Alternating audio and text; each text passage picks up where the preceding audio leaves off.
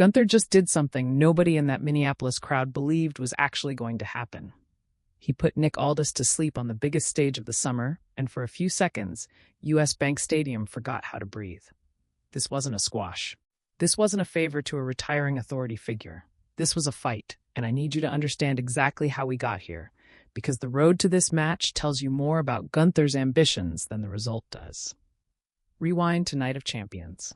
Gunther stepped into a triple threat for the undisputed WWE Championship against Cody Rhodes and Sami Zayn, and walked out with nothing, as Zayn shocked the world and became WWE Champion for the first time. That loss lit a fuse. Gunther believed, and made no secret of believing, that he was being systematically denied his rightful spot at the top of the card. He'd already lost a title match to Cody Rhodes at Clash in Italy under circumstances he considered rigged against him, his own foot clearly under the bottom rope on the pinfall. When he pushed for a rematch, Nick Aldis granted it, but stacked the deck further by installing Sami Zayn as the special guest referee. Zayn cost him that match too. From that moment, Gunther stopped blaming the wrestlers in the ring with him and started blaming the man in the suit who kept signing these matches into existence. That's when this stopped being about championships and became personal. Backstage, the shoving match between Gunther and Aldis at Night of Champions wasn't scripted as some throwaway heat segment. It escalated into Aldis getting placed on administrative leave, and Gunther, furious that his path to gold kept getting rerouted through this general manager, choked Aldis out cold with a sleeper hold. That's not a wrestler settling a score with an authority figure through words. That's the ring general deciding the guy running SmackDown was now an obstacle to be physically removed. And when the stakes got raised again, with Gunther and Zayn fighting for entry into the SummerSlam title match against CM Punk and Cody Rhodes, Aldis interfered directly, cracking Gunther with the championship belt itself and costing him that opportunity. At that point, there was no more pretending. Gunther versus Aldis got made official for SummerSlam, and for the first time in his career, Nick Aldis was going to wrestle a match in a WWE ring. Now let's talk about who Nick Aldis actually is, because if you only know him as the buttoned-up SmackDown General Manager standing at ringside making stipulations, you're missing the resume. This is a man who held the NWA World's Heavyweight Championship for one of the longest reigns the modern era has seen. He's also a former TNA World Heavyweight Champion, a former TNA World Tag Team Champion, and a former GFW Global Champion. He built that career in NWA and Impact rings for years, carrying championship gold and main eventing shows long before WWE ever put him on payroll as an authority figure. When WWE brought him in, it wasn't as a wrestler. It was as an executive voice, someone to sit across the desk and manage a locker room. His most recent match before SummerSlam had come back in October of 2023, a five-way bout to crown a champion on the independent scene, days before WWE handed him the SmackDown General Manager role. 3 years is a long time for ring rust to settle into a body, and everyone in that building knew it, which is exactly why Gunther walked in as the overwhelming favorite. Remember what this man has done over the last year. They call him the Career Killer because he's earned it, ending runs against John Cena, AJ Styles, and Goldberg. 3 legends, 3 victories, and a reputation as the most dangerous singles competitor on the SmackDown roster. Aldis wasn't stepping into the ring against some hungry newcomer trying to make a name. He was stepping into the ring against a man who has made a habit of closing out chapters in Hall of Fame careers. The betting, if there had been any, wasn't close.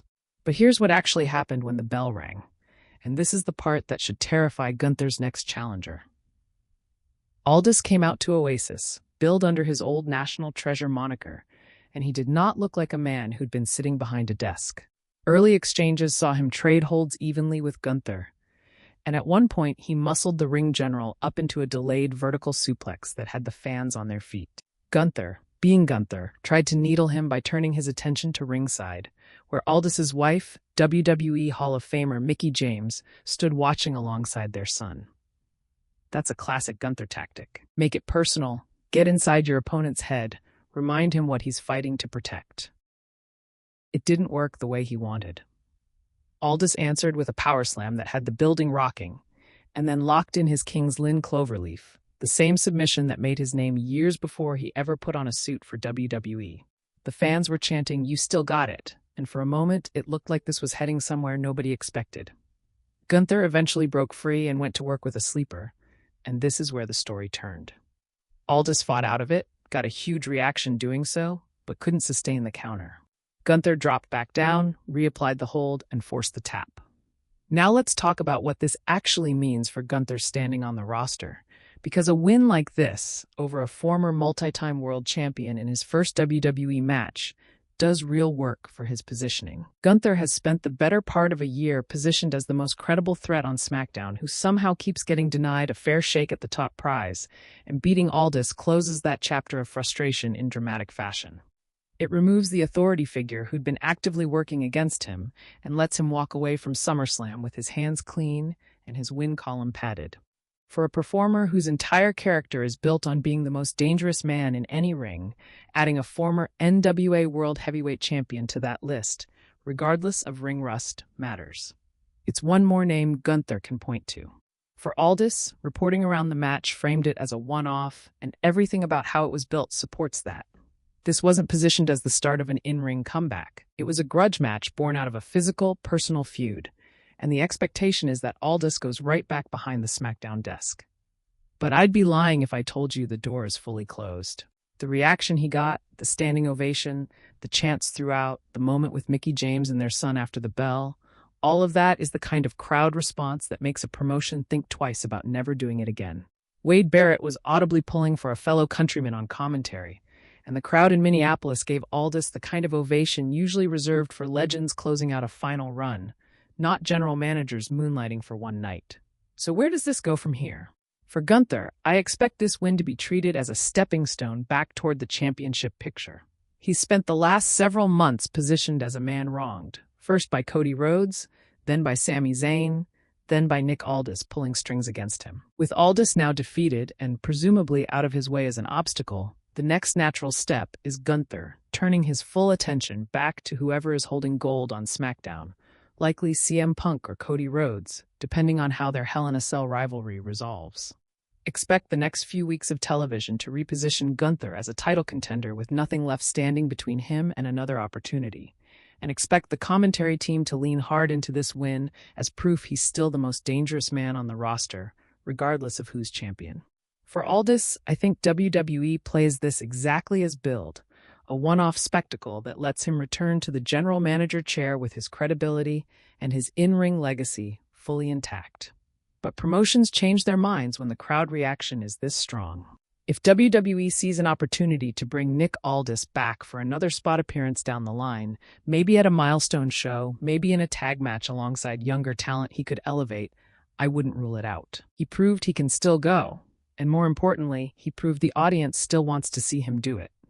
Either way, this feud gave us something rare. A genuinely unpredictable emotional beat on a card stacked with championship matches and long-simmering rivalries. Gunther got his win and his validation. Aldis got his moment, his ovation, and a reminder to everyone watching that a suit and tie never actually erased what he built in rings long before SmackDown ever knew his name.